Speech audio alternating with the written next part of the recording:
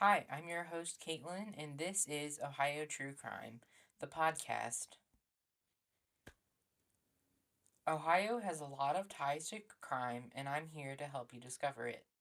Disclaimer: the context of this podcast contains graphic content and should be consumed at your own discretion.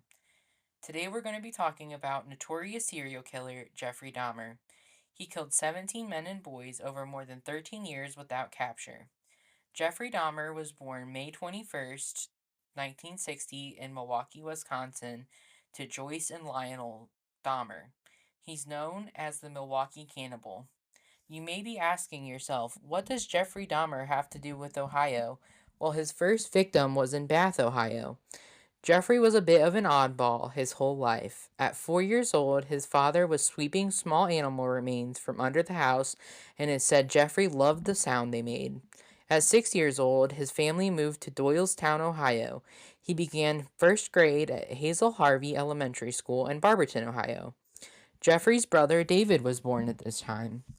His teachers reported him feeling neglected, though. His parents moved into separate bedrooms in the house. Jeffrey suffered from a double hernia and had surgery to correct the problem, although some sources report the hernia operation occurred at age 4.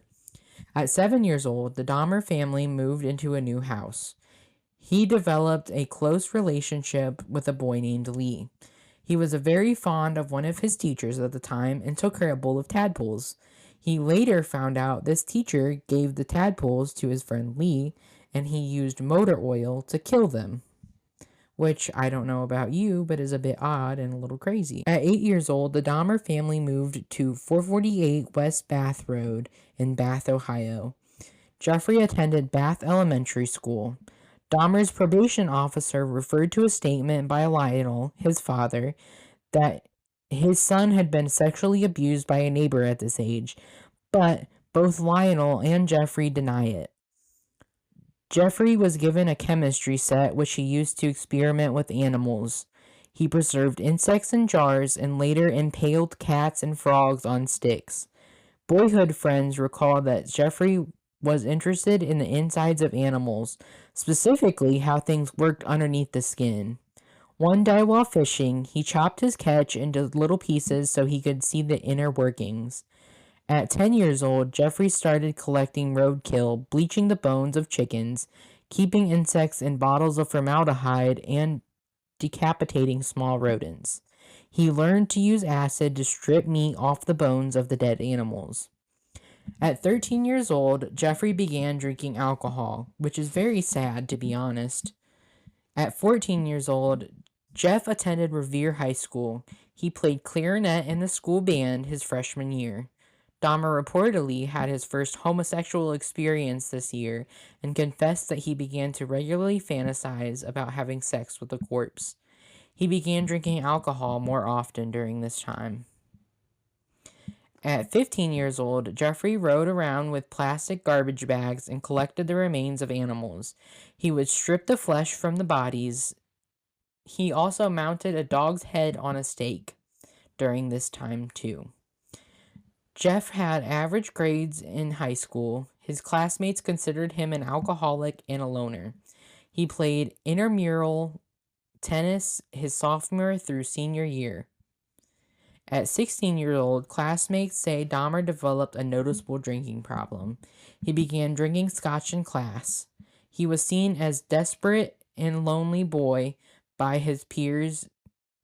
He worked on the school newspaper his junior year. At 18 years old, Dahmer sneaked into the National Honor Society yearbook picture.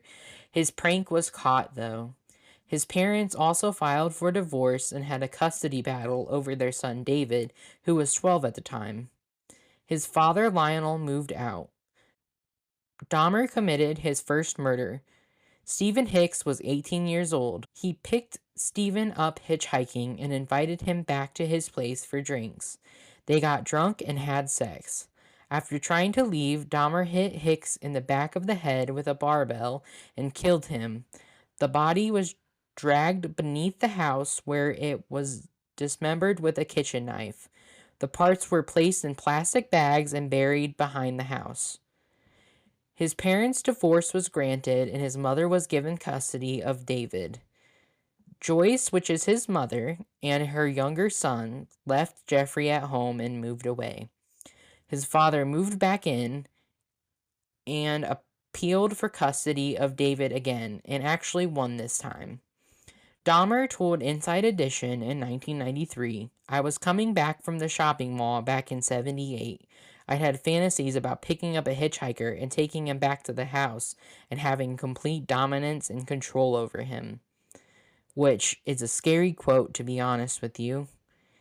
In the fall of 1978, Jeffrey enrolled in the Ohio State University.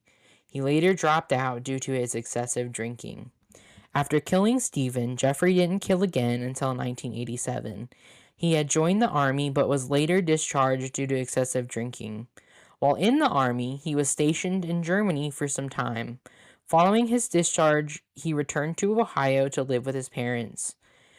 He was later arrested for drunk and disorderly conduct. Dahmer's parents decided his grandmother might have some more influence on his excessive drinking and sent him to live with her in Milwaukee, Wisconsin. Dahmer was later arrested again in 1982 for indecent exposure at Wisconsin State Fair Park. In August 1986, he was charged with disorderly conduct after masturbating in front of two boys. He was sentenced to 1 year of probation and had to undergo counseling. 9 years after killing his first victim, he killed again. Stephen Tomey was 24 years old. He went to a hotel room with Jeffrey. Dahmer said he woke up to Stephen dead alongside him in bed. He later told authorities that he had only planned on drugging Stephen and had no recollection of beating Stephen to death. He took Stephen's body in a suitcase back to his grandmother's basement, where he later dismembered the body and put them in trash bags, except for the head. He saved the head and later boiled and crushed the skull to make a fine powder. In October 1987, Dahmer brought James Doxtator to his grandmother's basement after promising him $50 for nude photos. After drugging James, he strangled him and disposed of him. In May of 1988, Jeffrey met Richard Guerrero outside of a gay bar. Dahmer offered Richard $50 to spend the night with him. Jeffrey drugged Richard with sleeping pills and strangled him. He performed sexual acts on the corpse as well. Unlike his other victims, Jeffrey dismembered the body within 24 hours.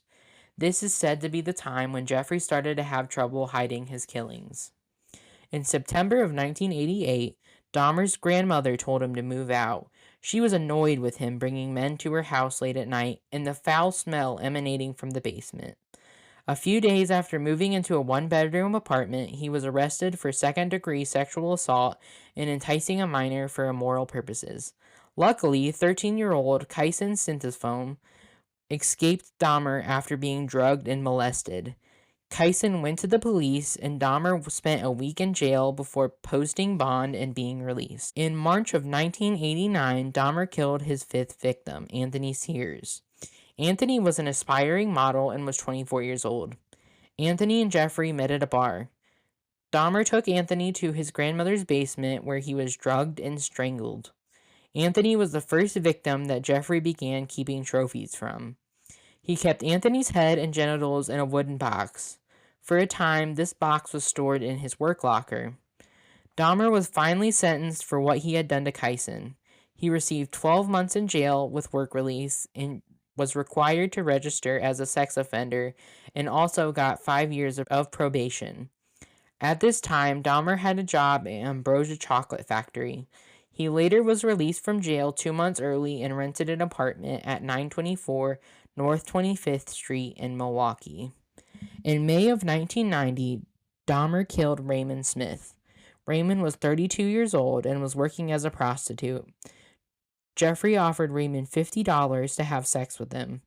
Dahmer strangled Raymond and took Polaroid pictures of the corpse in suggestive poses. Dahmer later boiled the remains and dissolved the body, except the head, in a container of acid. He kept Raymond's skull in a cabinet. Neighbors started to complain about the foul odor coming from Jeffrey's apartment, and he explained it as his refrigerator breaking and that he was waiting to get it fixed. In June of 1990, Jeffrey killed 27-year-old Edward Smith. He attempted to keep the body preserved by keeping it in the freezer for several hours. The corpse was eventually discarded, and Dahmer later told authorities he was upset that he didn't get to keep any of Edward's body parts. In September of 1990, Dahmer claimed 2 more victims, Ernest Miller and David Smith, both 22 years old. Jeffrey slashed Ernest's throat after being promised money to join Dahmer at his apartment. Dahmer kept parts of Ernest's body to eat. He was doing this increasingly more. He also painted and displayed Ernest's head in his apartment. 3 weeks after killing Ernest, he killed David Thomas. He drugged and killed David, but did not keep any of his body parts, which was odd for Dahmer. In February 1991, Dahmer picked up his 10th victim, 17-year-old Curtis Straughter, at a bus stop. He offered him money in exchange for nude photos. He drugged and strangled Curtis before taking photos. He dismembered the body and kept body parts for cannibalism. In April of 1991, he drugged 19-year-old Errol Lindsay. Dahmer drilled a hole in Errol's head and poured hydrochloric acid in it. Errol regained consciousness before Jeffrey drugged him further and strangled him. He filleted the corpse with the intention of keeping the skin. In May of 1991, that was a busy month for Dahmer, as he had murdered 31-year-old Anthony Hughes. Leaving the body on the floor, he lured 14-year-old Connor Accentophone to his apartment. I apologize if I said that last name wrong, because it is quite an interesting one. He photographed Conorak and drugged him. Dahmer again drilled a hole in his victim's skull and inserted acid, leaving the body alongside Anthony's. He then left the apartment and came back to find Conorak at the front of the building. There were concerned women surrounding Conorak, and they had called the police. Dahmer convinced the woman and the police that Conorak was his 19-year-old boyfriend and they had drank too much. He used the Polaroids he had taken earlier as proof of their relationship. The police thought it was just a domestic dispute and left the two alone. Dahmer once again drilled Conorak's head and injected it with acid, which was fatal. He kept the heads of Anthony and Conorak's. Fun fact, Conorak was the younger brother of the boy Dahmer molested in 1988, although he said he didn't know of this connection. Dahmer met 20-year-old Matthew Turnid in June of 1991. The pair met in Chicago, and Dahmer persuaded Matthew to travel to Milwaukee for a photo shoot. He drugged and strangled Matthew before dismembering of his body. He kept Matthew's head and internal organs in plastic bags in the freezer. July 7th through the 19th in 1991, Jeffrey killed 3 more victims. Jeremiah Weinberger, 20, was from Chicago. Jeffrey promised him a weekend away at his apartment in Milwaukee. Dahmer didn't commit the murder until the day after Jeremiah's arrival, after he had voiced his intention to leave. Days later, 24-year-old Oliver Lacey agreed to pose nude in Jeffrey's apartment. Oliver was later drugged and administered chloroform over the course of a day. Dahmer had sex with the corpse and stored the head and heart in the refrigerator and the skeleton in the freezer. 4 days after murdering Oliver, Dahmer was fired from his job. He later lured Joseph Bradhoff, 25, to his apartment. He strangled him and left him laying on the bed for 2 days. He later placed Joseph's head in the refrigerator. July 22nd, 1991 was the fateful day that Dahmer finally got caught. Tracy Edwards, 32, went to Jeffrey's apartment. Tracy immediately noticed the foul smell and stacked boxes of hydrochloric acid. Jeffrey said he had planned on taking nude photos of Tracy. Tracy waited for the right moment and punched Jeffrey right in the face. After escaping through the door, Tracy flagged down 2 Milwaukee police officers.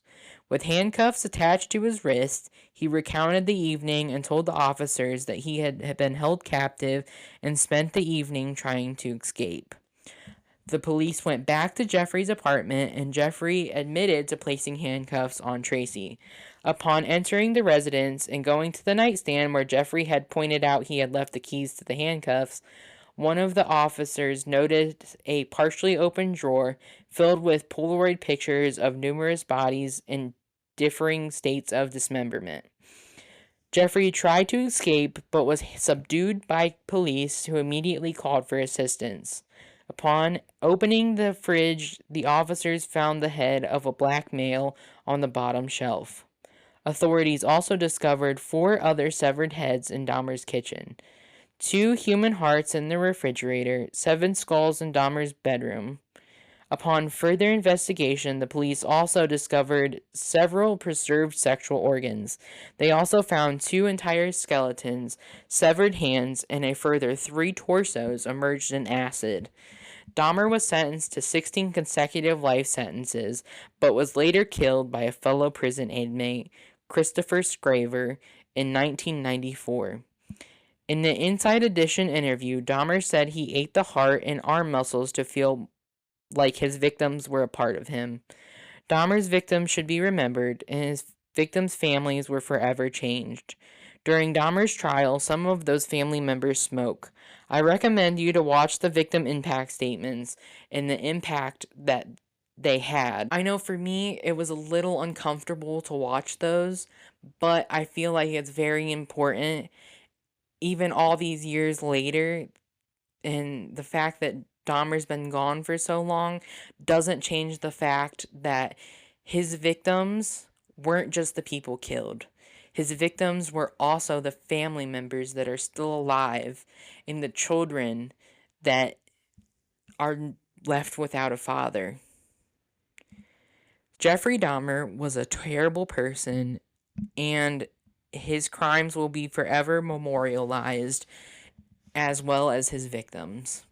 I hope that you come and join me for the next episode as I talk about more Ohio true crime.